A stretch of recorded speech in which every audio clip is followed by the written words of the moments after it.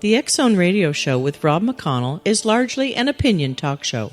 All opinions, comments, or statements of fact expressed by Rob McConnell's guests are strictly their own and are not to be construed as those of the X-Zone Radio Show or endorsed in any manner by Rob McConnell, Relmar McConnell Media Company, the X-Zone Broadcast Network, its affiliated networks, stations, employees, or advertisers.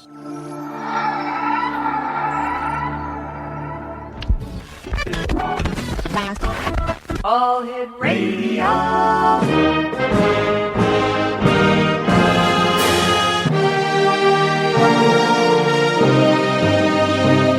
Welcome to the X-Zone, a place where fact is fiction and fiction is reality. Now, here's your host, Rob McConnell. And welcome back to the X-Zone, everyone. My name is Rob McConnell. We're coming to you from our studios in Hamilton, Ontario, Canada. Email xzone@xzoneradiotv.com, on MSN Messenger, xzoneradiotv@hotmail.com, our website, www.xzoneradiotv.com. My guest this hour, X-Zone Nation, is Laird Scranton, and Laird is an independent software designer who became interested in Dogon mythology and symbolism in the early 1990s. He has studied ancient myth, language, and cosmology for nearly 10 years and has been a lecturer at Colgate University. He also appears in John Anthony West Magical Egypt DVD series, and he lives in Albany, New York. He's the author of, The Science of the Dogon, Decoding the African Mystery Tradition, Sacred Symbols of the Dogon, The Key to Advanced Science in Ancient Egyptian Hieroglyphics, and his new book is entitled The Cosmological Origins of Myth and Symbol, From the Dogon and Ancient Egypt to India, Tibet, and China. Joining me now is Laird Scranton. And Laird, welcome to the X-Zone. Well, Rob, thank you very much. I'm very happy to be here. By the way, congratulations on your new book. Tell us a little bit about yourself and where your interest in the Dogons and the mystery surrounding them came from. Okay, well, I grew up on the west coast of the United States and in Portland, Oregon, which is has a reputation for being a very open-minded place. I had always been interested in unsolved mysteries, and my wife one time gave me a book called Unexplained by Jerome Clark. Oh, yeah, that was a great book. It's a great book, and each chapter of that book has to do with some unresolved mystery, and one of the chapters devotes itself to this little tribe called the Dogon, who seem to know some things about astronomy that they shouldn't know, things that they oughtn't be able to know without the aid of a powerful telescope. And so I started pursuing them, wanted to know a little bit more about them, and discovered that this living tribe in Africa, in Mali, in sort of the bulge of Africa in the west, represents a kind of a crossroads for a bunch of ancient traditions. They wear, prayer shawls and skull caps like are done in Judaism. They celebrate a Jubilee year. They circumcise their young. They follow many of the ancient Egyptian civic traditions. They found their cities in pairs called upper and lower. They follow the Egyptian calendars, things like that. And they also have many traditions that are very similar to ancient Buddhism. And so I realized the more I got into this that this is a very interesting culture to get to know, because being that they're a living culture, they might be able to tell us some things that we don't know about the ancient cultures. That's very interesting, because didn't they also, weren't they responsible for the discovery of one of the planets way before telescopes were ever invented? Well, that's been a little bit disputed. They knew some things about the stars of Sirius. They knew that Sirius is not a single star like our sun. It actually consists of at least two stars, a big sun-like star and a little star that is more a dwarf star that you can't see. And they knew the orbital period of the two stars around each other. And the anthropologists who studied the Dogon said that they had known those facts for at least 400 years. But scientists who were skeptical of the Dogon's knowledge claimed that they probably got their information from some modern visitor. All right, stand by, Laird. You and I have to take our break here. We'll be back in 2 minutes. X Zone Nation. It's going to be an interesting hour, as it always is here in the X Zone. My special guest this hour is Laird Scranton. For more information on Laird, visit redroom.com/members/Laird Scranton, and that's LairdsCranton. We're talking about the Dogons this hour here on the X Zone as we continue with yours truly, Rob McConnell, from our studios in Hamilton, Ontario, Canada. I'll be back in 2 minutes. Don't go away.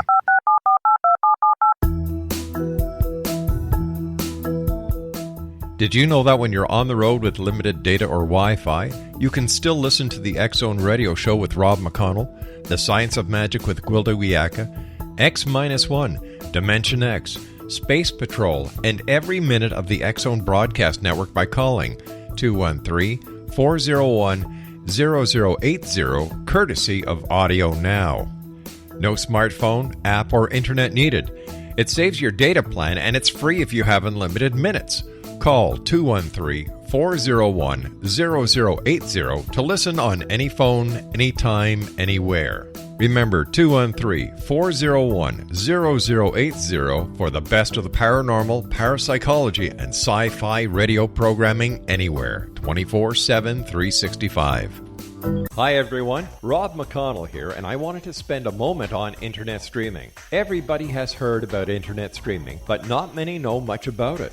Did you know the internet streams just about everything? Movies. From new releases to old classics. TV shows. Almost every show, every episode, and much more. But the question has always been, how do you do it? Well now, thanks to the folks at 123 Ready TV, I have the answer for you. They have developed a simple program app, 123 Ready TV, that you install on your Windows PC, Android smartphone, or Android tablet that can have you streaming like a pro in less than 5 minutes. You truly won't believe how much is available or how easy it is to do until you try. And for a one-time cost of only $19.99, this product is a real winner. To learn more about 123 Ready TV, visit our website at www.xzbn.net.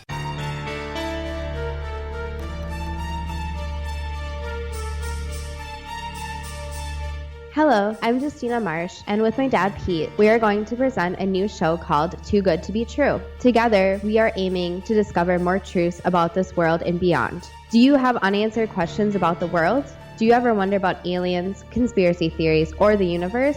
There are many shows discussing subjects such as pyramids or UFOs, but we want to relay this information based on our own research, including from spiritual means. Hopefully, listeners will be helped with their own beliefs and will appreciate the psychic insights that add to the previous research and information. We both look forward to sharing this insight and beginning this journey with our listeners. Visit xzbn.net for more information about when to listen.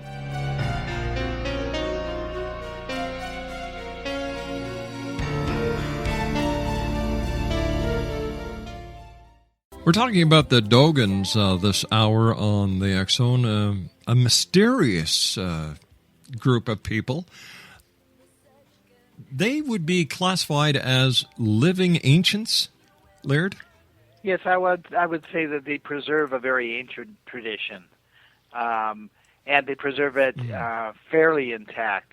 You can compare what they say to what ancient Buddhists said, and it's point for point the same information. So they've done a good job of preserving it. What effect on history, on archaeology, on the past has the Dogon people had with us? For example, the information that they've related to us through their history. How does that affect us today? Well, there's a great potential in studying Dogon religion because it's cast in all of the archetypical myths and symbols of the ancient mythologies, the spiraling coils and the serpents and the clay pots. But the advantage is that there are living Dogon priests who have a good grasp of what their symbols mean to them. And we can compare what the Dogon priests say to what is written in an Egyptian hieroglyphic dictionary or in Egyptian texts or in books about Buddhism. And start to get a better understanding of what these symbols actually represent. So the first thing is we can learn a lot about ancient cultures from the Dogon. The second thing is that their religion is cast in ancient Egyptian words, basically ancient Egyptian terms. And each one of these terms carries at least two levels of meaning, such that, the meanings are disconnected from each other such that you can't guess the meaning of the second meaning based on knowing the first meaning. So, for example, their tribal god Amma is considered a hidden god, but his name also means to grasp or to hold firm. So these terms are very important because now you can go to an Egyptian hieroglyphic dictionary and find the same words pronounced the same way with these same two disconnected meanings, and you know you've got an exact lock on a match. There's no disputing it because those meanings are so varied from each other. How many gods or deities do the Dogons actually acknowledge and, pray to? The Dogon actually only have one deity that you would consider who rises to the level of a god in Egypt. They have a number of other mythological characters and players in their mythology who are counterparts, likely counterparts to various Egyptian gods, but in the Dogon culture, they don't rise to the level of a god. They're just a character in a story or a generic sort of placeholder or symbol. For example, where the Egyptians have the 8 Aeneid gods who emerge, who emerge in pairs, the Dogon have 8 ancestors who are more generic, who also emerge in pairs. So there are parallels back and forth, but it's as if the Dogon system represents a very early version of the Egyptian. As a matter of fact, so early it looks like it falls just about before dynastic Egypt times, before the appearance of writing in Egypt and before things really got going in Egypt. Is there a connection between the Dogons and any other civilization that we are aware of at this time? No, the Dogon... the Dogon are known to have moved to where they live right now. They live in a very inhospitable region of Mali along an escarpment, a big cliff in the desert that gets to be 115 degrees in February. Wow. So it's a very inhospitable place, and they deliberately moved there. It's almost as if a group of priests had decided that in order to preserve their tradition in the form that it was in, they deliberately set out to find a place that was as far disconnected from contact with anybody else as possible. And there are other ancient tribes that have done the same thing. You see it happening among North American Indians, and you see it happening with priestly tribes in Tibet and China and places like that. It seems like this is a tradition that was not uncommon in those days. But the Dogon had moved from North Africa, which is a known home to ancient Buddhism. But whereas you would expect to have a Buddhist system explained by words that are out of the languages that come out of India, the Dogon system is explained in words that come out of ancient Egypt. Exonation, our special guest this hour is Laird Scranton, and we're talking about the Dogon people. And Laird is the author of several books, the Science of the Dogon, Decoding the African Mystery Tradition. He's also the author of Sacred Symbols of the Dogon, The Key to Advanced Science in the Ancient Egyptian Hieroglyphics, and his new book, The Cosmological Origins of Myth and Symbol, From the Dogon and Ancient Egypt to India, Tibet, and China. Looking back, here we've got the Dogons who have they have lived and they continue to live, and they're a wealth of information. How do they maintain their information? Is it passed down from one person to the next, or is it actually recorded somehow? Well, it is. It's recorded in a very interesting way. In fact, what I found from studying a fairly wide number of ancient cultures, the ones who seem to have preserved it in the best form, in the most complete form, are the ones who never developed a system of writing. And the Dogon don't have a system of writing. They seem to have left Egypt. If they originally lived in Egypt, they seem to have left Egypt before writing appeared. But the Dogon preserve their knowledge in the same way that Buddhism preserves its knowledge. It's a mnemonic system where it actually begins with a ritual-aligned structure that's very much like a Buddhist stupa, that each phase of construction of this ritual structure recreates some aspect of their religious tradition. It sort of mimics the processes of creation, of how they feel the world was created or the universe was created. And so if you can remember how to build the structure, then you can recreate all of the key aspects of the religious tradition. Have the Dogons made any significant contribution to any of the sciences or any other facet that we can look back and say that came from the Dogons, like the Egyptians have? We've got the pyramids, we've got the Sphinx, we've got great leaders like Akhenaten, King Tut, and so on. We've got the hieroglyphics.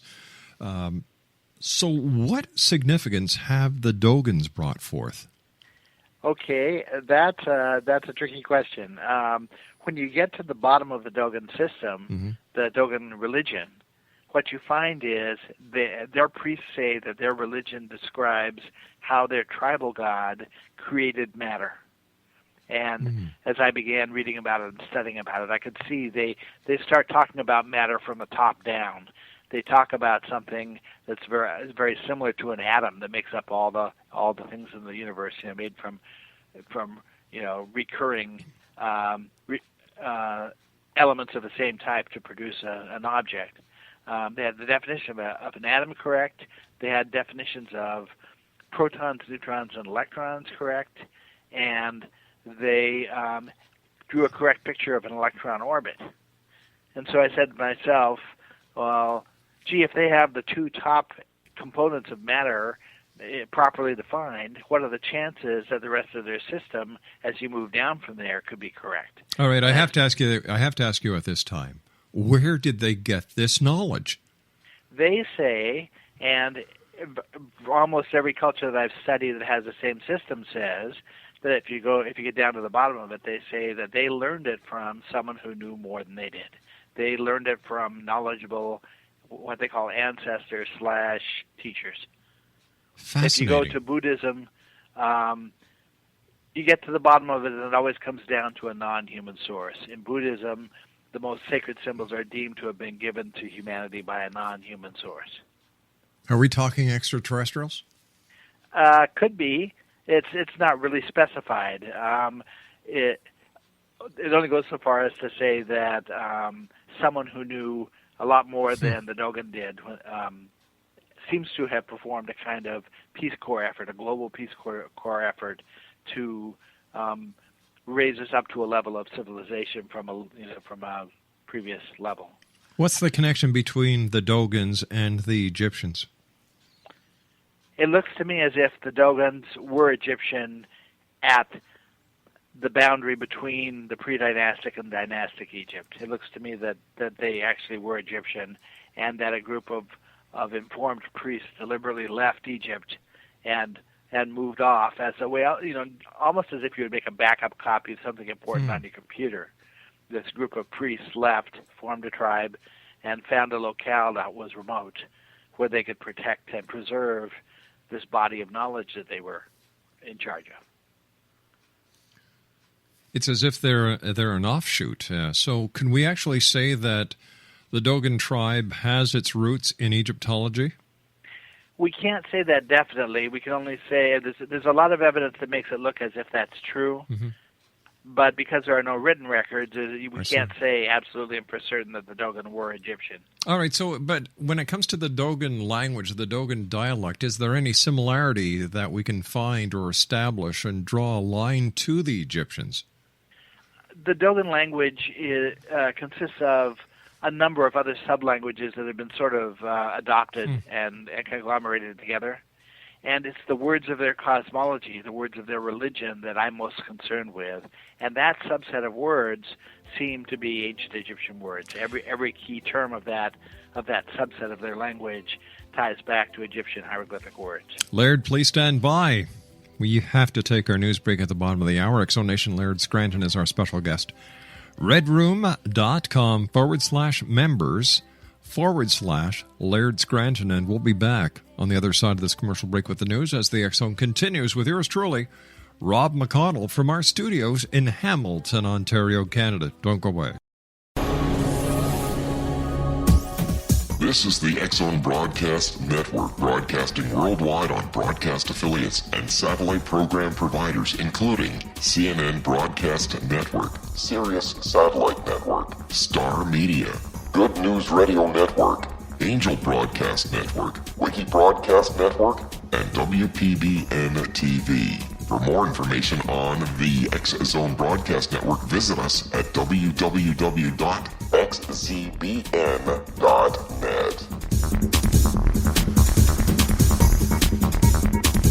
Hi everyone, Rob McConnell here, and I wanted to spend a moment on internet streaming. Everybody has heard about internet streaming, but not many know much about it.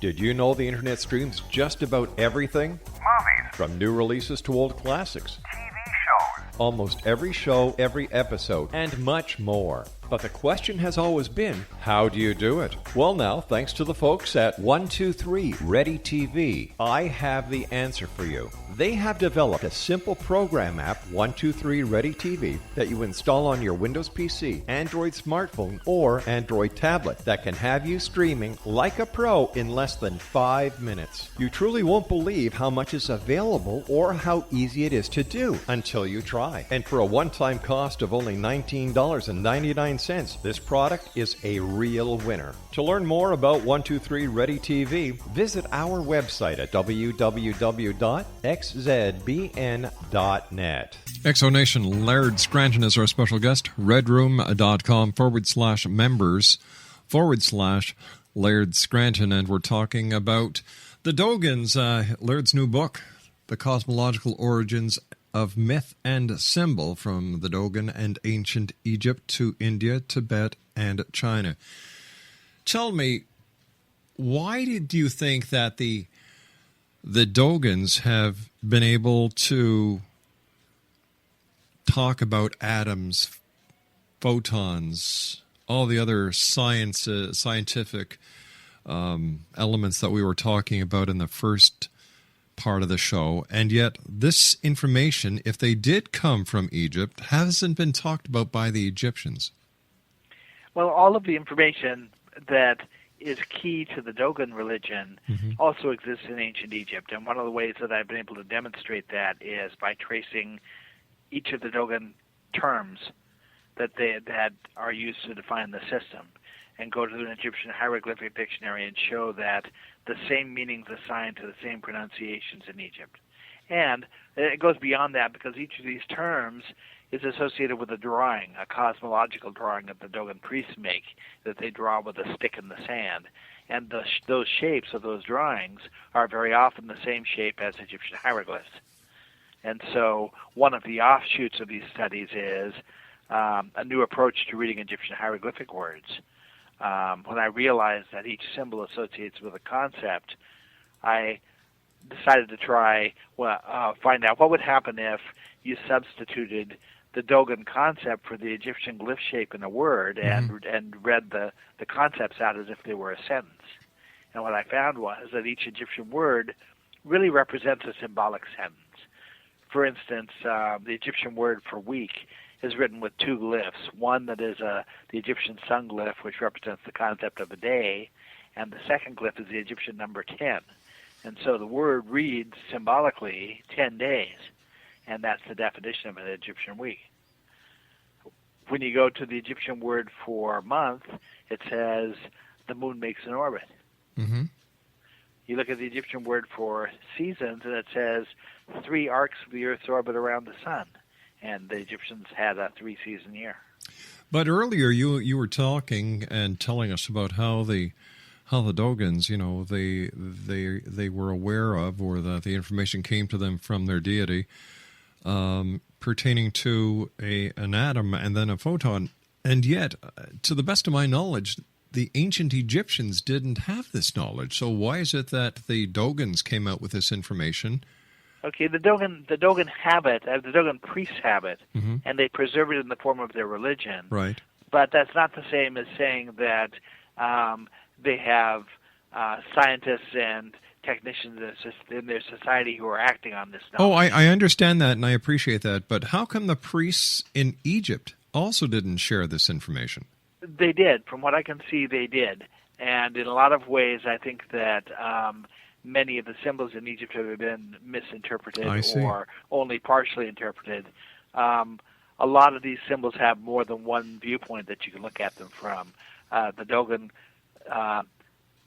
mythology represents several creational processes simultaneously.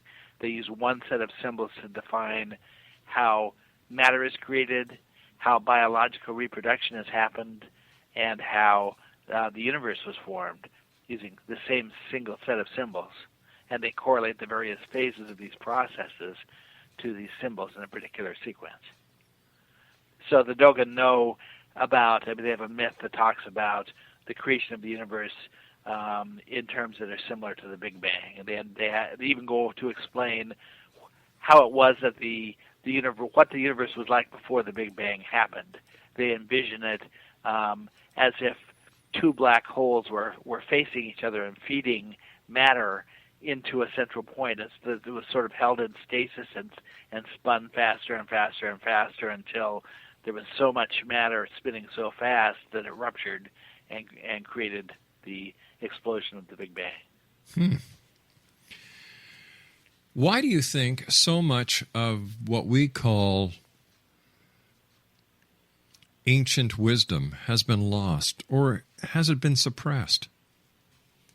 No, I wouldn't say that it's been suppressed. And as a matter of fact, when you get down, these traditions are thought of as secret traditions. It's called the esoteric tradition. But the truth of the matter is that any tribe member in the Dogon tribe, male or female, can choose to study the cosmology and learn about it, and there's no obstacle put in the way of their doing it. But the way the tradition works is the student has to ask the next question. And if the student doesn't get around to asking the next pertinent question, then the priest doesn't lead them farther than that. The priest is required to answer truthfully whatever is asked. If I were to go there and start asking questions that were considered to be out of order, they don't know me from anybody. If I walked up and started asking leading questions about the inner secrets of their religion, the priests are required not to answer me, or if they have to lie to me. Interesting. And so there's a secretness to the tradition that way that might stand in the way of some of it getting out. But there's no tradition of proselytizing in this religion. They're not trying to make converts. All they're trying to do is preserve intact a body of knowledge that they were given. Egypt has progressed to be, a very modern society. Have the Dogons kept up with the times, or are they still back in ancient times? No, they're still fairly primitive, although modern society is encroaching more and more on Dogon life, but they try as much as they can to stick to their long-time traditions. They're not a very wealthy group, and they make a living through their artwork and through agriculture and through metallurgy. But they have not advanced like Egyptian society has advanced. Do you have an estimate about pertaining to the number of Dogons that there are presently alive? Yes, there are about 300,000, and they're spread in a number of small villages mainly along this escarpment, this cliff, a long cliff in Mali, in the desert. 300,000 only. About 300,000, right? Which is actually the same. There's another priestly tribe in China called the Naki, which has functions very similarly. It's a group that set out to find a locale that was very remote, and they are also about 300,000. Aren't they also the keepers of the world's last surviving hieroglyphic language? Yes, and that's very interesting because the purpose of my third book is to take a lot of what I know about other ancient traditions, and from what from what they all have and don't have, try to infer what the parent cosmology would have looked like, and then lay out, what the signature aspects of the original cosmology must have looked like.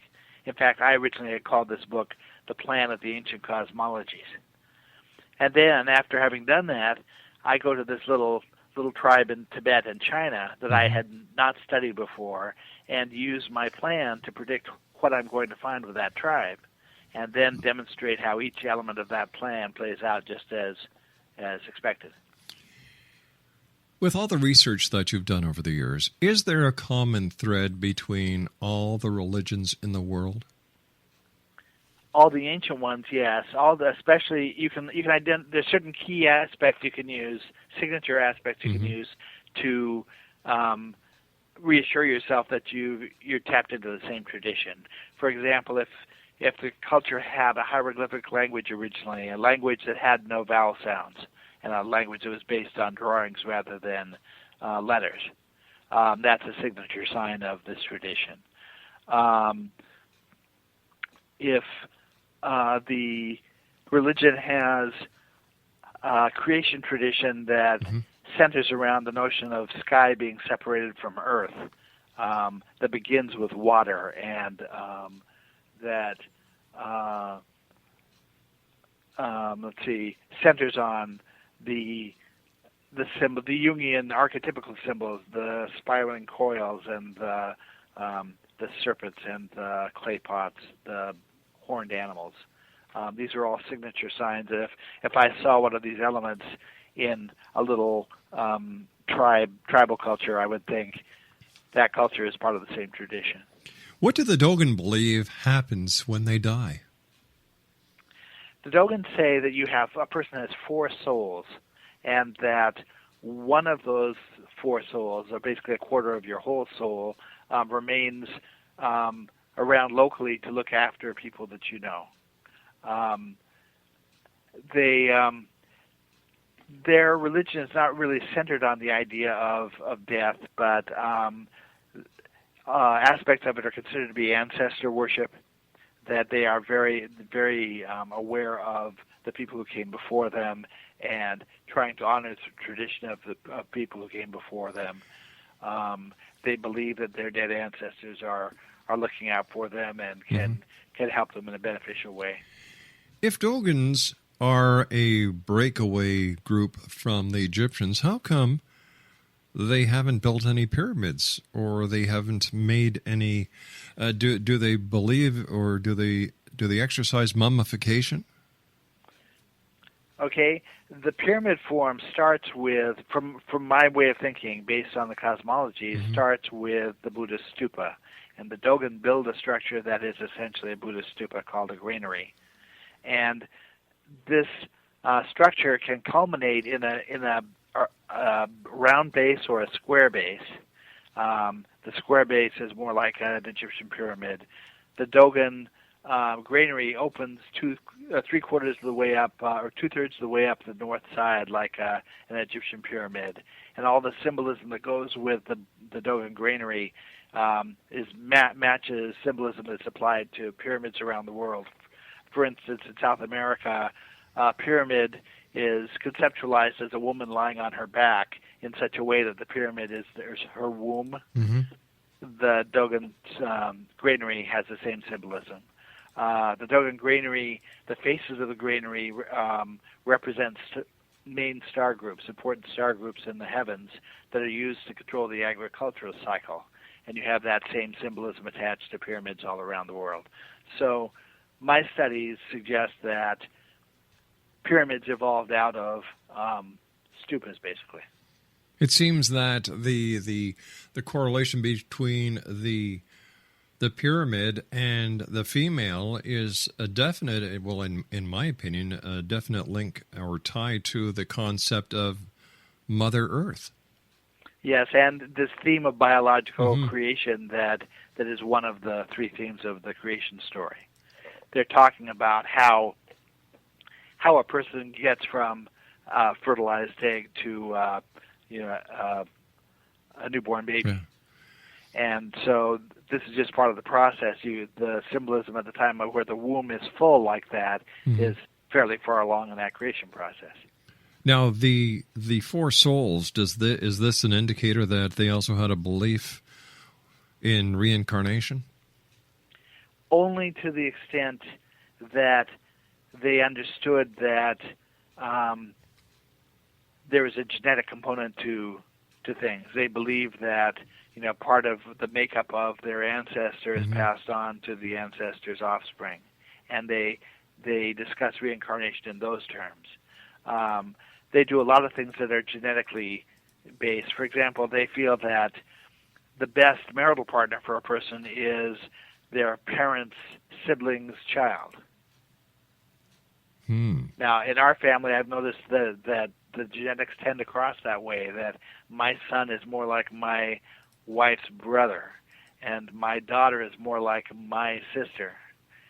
And there's a lot of sort of triangular crossing that way to aunts and uncles and to offspring. All right, stand by, sir. You and I have to take our final break for this hour. Exonation, our special guest is Laird Scranton. Now, if you'd like more information on Laird, you can visit the website as follows: redroom.com/members/Laird Scranton. That's redroom.com/members/Laird Scranton. And Exonation, we're going to be back on the other side of this commercial break as we continue our very interesting conversation this hour with Laird Scranton, talking about the Dogons. My name is Rob McConnell. This is the X-Zone, and we will return. If you'd like to send us an email, don't forget our email address is, all right, you ready? xzoneradiotv.com. I'll be back on the other side of this commercial break.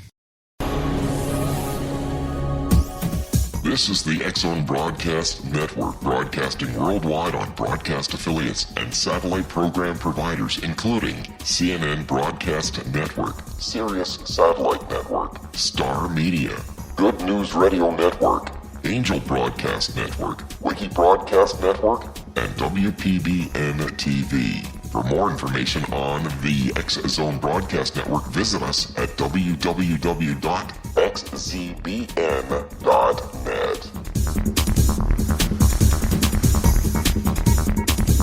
Hello, I'm Pete Marsh. With my daughter Justina, we will be presenting the new radio show, Too Good to Be True. If something seems too good to be true, it usually is. But with the help of Justina's amazing gifts, we're going to gain insight into questions that don't yet have complete answers.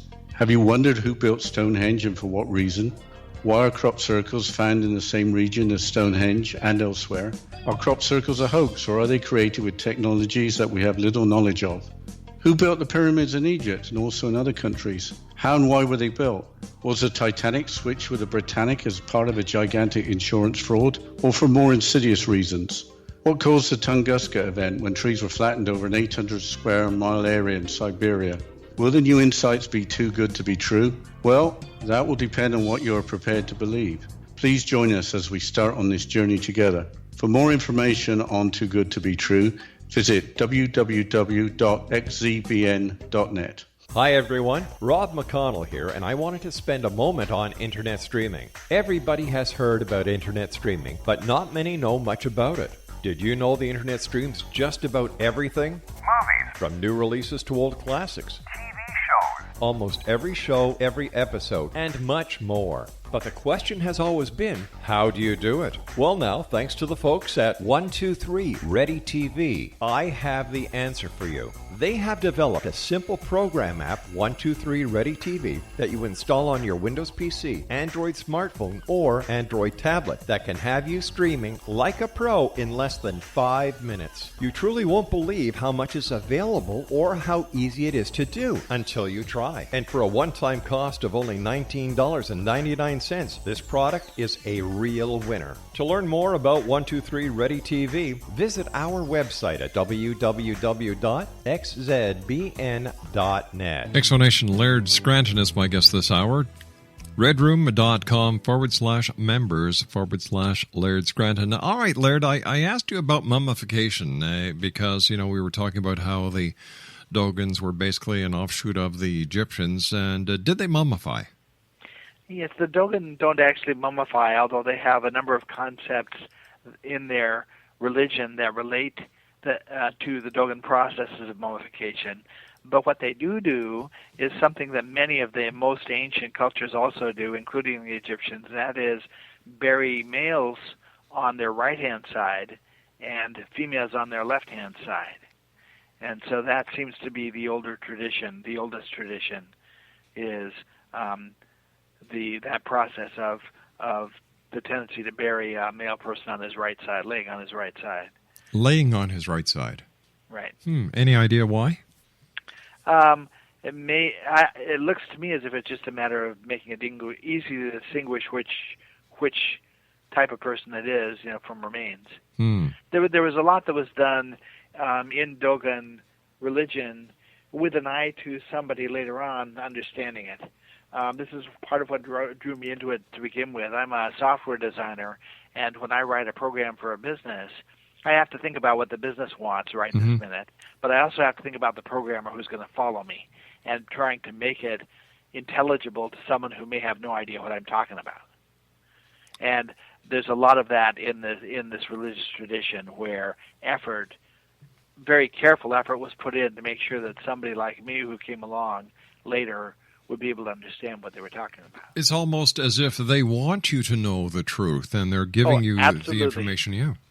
Absolutely they do. And it looks to me as if the purpose of the esoteric tradition wasn't to hide things from us, but was actually to hide things from a higher power that had delegated the teachers of the Dogon.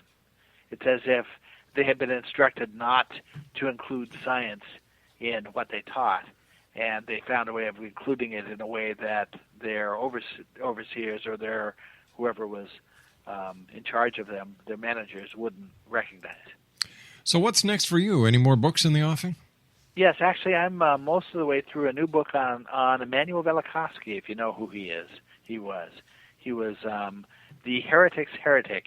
In 1950, he wrote a book called Worlds in Collision that created an enormous stir in the astronomic world, and I'm sort of updating that controversy with new evidence.